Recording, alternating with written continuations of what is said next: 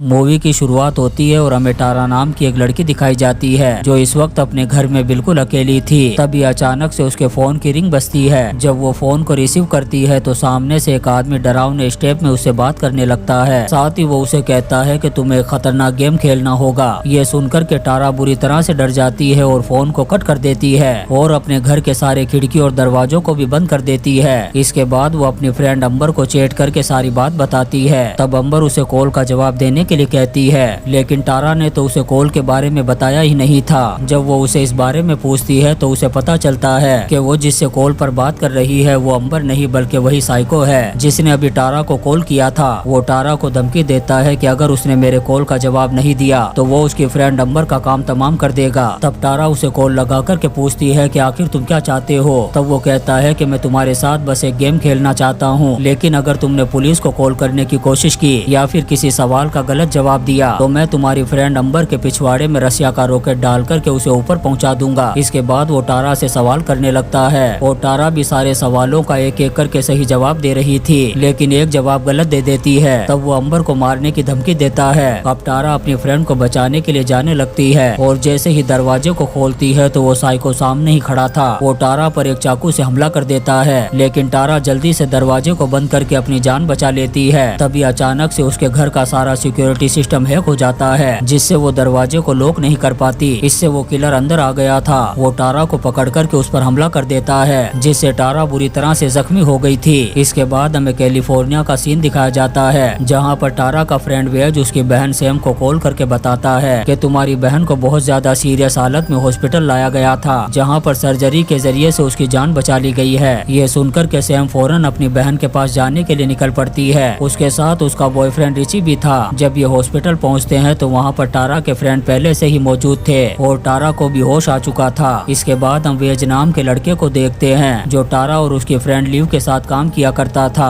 दरअसल veg live को बहुत ज्यादा पसंद किया करता था। वो यहाँ पर उसे अपने साथ चलने के लिए कहता है, लेकिन लिव का बॉयफ्रेंड चैट इस बात से बहुत ज्यादा गुस्सा हो जाता है और इन दोनों के बीच में बहस हो जाती है। इसके बाद जब वेज बाहर आता है तो एक घोस्ट मास्क वाला आदमी उस पर हमला कर देता है और बड़ी बेरहमी से मार करके उसे दूसरी दुनिया का मुसाफिर बना देता है। वहीं दूसरी तरफ हम सैम को देखते हैं जिसे आज भी उस किलर की झलकियां दिखाई दे रही थी जिसे सालों पहले उसने टाउन में देखा था। इसलिए वो नॉर्मल रहने के लिए दवाइयां ले रही थी, लेकिन अब धीरे धीरे दवाइयों का असर भी कम होता जा रहा था। तभी सैम के पास उसी किलर का कॉल आता है। तब हमें पता चलता है कि उस किलर ने जानबूझकर के सैम को टाउन में बुलाया था। दरअसल वो किलर सैम और उसके पूरे परिवार को नासा के रॉकेट में बिठाना चाहता था। तभी अचानक से वो घोस्ट मास्क वाला किलर आ जाता है और एक चाकू से सैम पर अटैक कर देता है, लेकिन सैम किसी तरह से अपनी जान बचा कर के बाहर आ गई थी। वो फौरन एक पुलिस ऑफिसर को उस किलर के बारे में बताती है। जब वो ऑफिसर चेक करने के लिए अंदर जाता है तो वहाँ पर उसे कोई भी नजर नहीं आता। यहाँ पर हमें पता चलता है कि सैम ने टाउन छोड़ने से पहले यहाँ के लोगों को बहुत ज्यादा परेशान किया था, इसलिए यहाँ के लोग उसे टाउन छोड़कर जाने के लिए कहते हैं। इसके बाद सैम टारा के पास जाकर के अकेले में बात करती है। तब हमें पता चलता है कि इनके डैड इन्हें बचपन में ही छोड़ कर के चले गए थे। यहाँ पर वो टारा को बताती है कि घर में मुझे मॉम की डायरी मिली थी। जब मैंने उसे पढ़ा तो मुझे पता चला कि वो हमारे असली डैड नहीं थे। इसके बाद जब मैं मॉम से लड़ने लगी तो हमारे डैड भी वहीं पर खड़े थे। ये सारी बातें सुनने के बाद वो घर छोड़ कर के चले गए। इससे मॉम गुस्सा हो गई और मुझसे लड़ने लगी। फिर सैम अकेली रहने लगी और जब बड़ी हुई तो उसने भी घर छोड़ दिया। यहाँ पर सैम बताती है कि मुझे इस बात का दुख नहीं था कि हमारा घर बिखर गया, बस दुख तो इस बात का था कि हमारा बाप कोई और नहीं बल्कि बिली था जो इस टाउन का सबसे बड़ा गैंगस्टर और किलर था। फिर सैम टारा को बताती है कि शायद इस बात को हमारे अलावा भी कोई और जानता है, इसीलिए तुम पर हमला किया गया है। इन बातों को सुनकर के टारा सैम पर गुस्सा हो जाती है और उसे फौरन यहाँ से चले जाने के लिए कहती है। अब यहाँ से सैम डेविड नाम के एक आदमी के पास पहुँचती है जिसने कई साल पहले उसके बाप बिली का सामना किया था। यहाँ पर डेविड को पता चलता है कि सैम और टारा पर हमला करने वाला किलर स्टेप नाम की एक मूवी का फैन है जो कि सैम के डैड बिली और उसके एक फ्रेंड के ऊपर ही बनाई गई थी। डेविड यहाँ पर सैम को कुछ रूल फॉलो करने के लिए कहता है, जिसमें सबसे पहला रूल था कि अपने बॉयफ्रेंड पर कभी भी भरोसा मत करना, और दूसरा रूल था कि किलर हमेशा पास्ट की वजह से ही हमला करता है, और तीसरा रूल ये था कि जो विक्टिम होगा उसका एक फ्रेंड ग्रुप भी होगा और उस ग्रुप में वो किलर भी शामिल होता है। ये सारी बातें जानने के बाद सैम डेविड से उस किलर का पता लगाने के लिए कहती है, लेकिन डेविड इसके लिए साफ मना कर देता है क्योंकि डेविड पर भी बहुत बार हमला हो चुका है। लेकिन जब सैम उसे फोर्स करने की कोशिश करती है तब वो उसे धक्के देकर के बाहर निकाल देता है। सैम के जाने के बाद डेविड अपने फ्रेंड्स को कॉल करता है और उस किलर के बारे में बताते हुए उन्हें वापस आने से मना कर देता है। फिर कुछ सोचने के बाद वो सैम और रिची की मदद करने के लिए उनके पास पहुंच जाता है। इसके बाद ये तीनों टारा के सभी दोस्तों से मिलते हैं। यहाँ पर सैम उन सभी को बता देती है कि वो टाउन के सबसे खतरनाक गैंगस्टर और किलर बिली की बेटी है। इनकी बातों से हमें पता चलता है कि वेस भी बिली के दोस्त का बेटा था। इसी वजह से किलर ने उसका भी काम तमाम कर दिया था। यहाँ पर इन सभी को समझ में आ चुका था कि वो किलर ओरिजिनल मूवी का सीक्वल बना रहा है। इसी वजह से वो पास्ट से जुड़े हुए लोगों को ऊपर पहुँचा रहा है ताकि स्टोरी पास्ट से जुड़ी हुई रहे। इन बातों को सुनकर के सैम बुरी तरह से डर गई थी, इसलिए वो उठकर के अकेले ही वहाँ से चली जाती है। फिर हम वेंस की मॉम सेरिन को देखते हैं जो पिज्जा लेने के लिए जा रही थी। रास्ते में उसके पास किलर का कॉल आता है जो उसे बताता है कि मैं तुम्हारे बेटे का काम तमाम करने वाला हूँ। ये सुनकर के वो घबरा जाती है और अपने बेटे को कॉल करने की कोशिश करती है, लेकिन उसका बेटा कॉल रिसीव नहीं कर रहा था और वो जल्दी से वापस अपने घर पहुँचती है। तब वो किलर उस पर भी अटैक कर देता है। फिर उसके बेटे को बड़ी बेरहमी से मौत के घाट उतार देता है। टाउन में हो रहे कत्ल के बारे में डेविड की एक्स वाइफ गेल को भी पता चल जाता है, इसलिए वो वापस आ गई थी। डेविड उस पर गुस्सा करते हुए वापस टाउन छोड़ करके जाने के लिए कहता है, लेकिन गेल कहती है कि मैं न्यूज रिपोर्टर की हैसियत से आई हूँ, इसलिए वापस नहीं जाऊंगी। तभी यहाँ पर पुलिस ऑफिसर को देख कर के सैम बुरी तरह से घबरा जाती है क्योंकि वो टारा को हॉस्पिटल में अकेला ही छोड़ कर के आ गया था। अब सैम डेविड को साथ लेकर फौरन हॉस्पिटल के लिए निकल पड़ती है। उधर हम टारा को देखते हैं जिसे रूम के बाहर किसी के होने का एहसास हो रहा था। तब वो किसी तरह से व्हील चेयर पर बैठ कर के बाहर चेक करने के लिए जाती है। तभी अचानक से हॉस्पिटल की लाइट चली जाती है। जब वो रिसेप्शन के पास पहुंचती है तब वो देखती है कि एक पुलिस ऑफिसर की डेड बॉडी बहुत ही बुरी हालत में पड़ी हुई थी, जिसे देख कर के टारा बुरी तरह से घबरा गई थी। तभी यहाँ पर रिची आ जाता है, लेकिन वो किलर रिची पर हमला करके उसे बेहोश कर देता है। अब वो किलर टारा को मारने के लिए उसकी तरफ बढ़ता है। तब टारा एक अलमारी उस पर गिरा कर के यहाँ से भागने लगती है, लेकिन वो किलर उसे पकड़ लेता है और जैसे ही वो उसे मारने वाला था तभी यहाँ पर सैम और डेविड आ जाते हैं और किलर पर टूट पड़ते हैं। डेविड किलर को गोली मार करके जख्मी कर देता है। तभी उसे लगने लगता है कि मुझे किलर के भेजे में गोली मारनी चाहिए थी। अब वो सबको बाहर भेज करके वापस किलर के पास आता है, लेकिन वो किलर को मार पाता इससे पहले ही वो किलर चाकू से स्टेप करके डेविड का काम तमाम कर देता है। वहीं दूसरी तरफ हम सैम को देखते हैं जो गेल के पास पहुंचती है और उसे कहती है कि मैंने बचपन में तुम्हारे साथ बहुत गलत किया था, लेकिन अब मैं तुम्हें छोड़ करके कहीं नहीं जाऊंगी। इसके बाद वो अपनी बहन टारा को लेकर के टाउन छोड़ करके जा रही थी। तब रास्ते में गेल की फ्रेंड सिडनी उसे रोक लेती है और उस किलर को मारने के लिए मदद मांगती है, लेकिन सैम इसके लिए साफ मना कर देती है क्योंकि वो अपनी बहन टारा को किसी भी खतरे में नहीं डालना चाहती थी। फिर रास्ते में टारा को पता चलता है कि उसका इनहेलर उसके पास नहीं है। तब वो अपना इनहेलर लेने के लिए अपनी फ्रेंड अंबर के घर पर जाने का फैसला करती है। वहीं दूसरी तरफ हम अंबर के घर को देखते हैं जहाँ पर पार्टी चल रही थी। पार्टी में मौजूद लिव अपने फ्रेंड चेड से गुस्सा होकर के वहाँ से चली जाती है। जब चेड लिव को मनाने के लिए उसके पीछे जाता है तभी वो किलर चेड पर हमला कर देता है। चेड काफी देर तक उसे WWE की फाइट करता है, लेकिन वो किलर चेड पर भारी पड़ता है और उसे बड़ी बेरहमी से मौत के घाट उतार देता है। उधर टारा रिची और सैम के साथ अंबर के घर पर पहुंच गई थी, जहां पर रिची पार्टी में मौजूद सभी लोगों को यहां से जाने के लिए कहता है। उधर सिडनी और गेल सैम को रोकने के लिए जाने लगती है। तब उन्हें पता चलता है कि सैम कहीं और नहीं बल्कि इस्टू के घर में है, जहां पर इस्टू और बिली ने मिलकर के सभी लोगों का काम तमाम किया था। शेरनी सैम को कॉल करके इस बारे में बताती है। तभी वहाँ पर मौजूद मिनी नाम की एक लड़की पर किलर अटैक कर देता है। उसके चीखने चिल्लाने की आवाज सुनकर के सैम अंदर पहुँचती है और एक लैंप फेंक करके उस किलर को मारती है, जिससे किलर यहाँ से भाग गया था। इतने में ही अंबर और बाकी के लोग भी यहाँ पर पहुँच गए थे। यहाँ पर ये सभी एक दूसरे पर इल्जाम लगाते हैं कि तुम किलर हो। तभी अचानक से अंबर गन निकालती है और लिव को गोली मार देती है। इससे सभी को पता चल जाता है कि वो किलर कोई और नहीं बल्कि अंबर है। वो यहाँ पर मौजूद सभी लोगों पर हमला करने की कोशिश करती है, लेकिन ये सभी लोग अपनी जान बचा कर के इधर उधर छुप गए थे।